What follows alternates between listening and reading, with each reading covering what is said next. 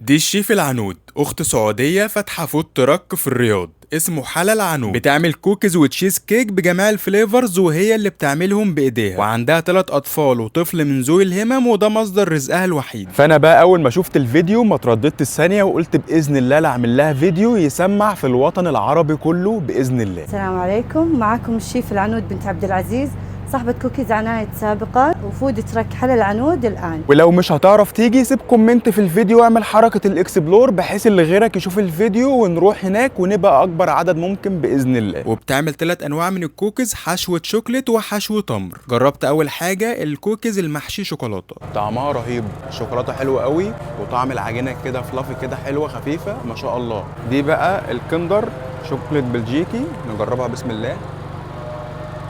والله العظيم الحاجة عندها حلوة قوي. رحت صليت المغرب على بال ما الكوكيز التمر يستوي. هنجرب بقى من عندها الكوكيز اللي هو بالتمر، دي أول مرة تعمله، حاجة مختلفة تماما. بيبقى عليه من فوق كده حبة البركة وينسون وزعفران. بسم الله.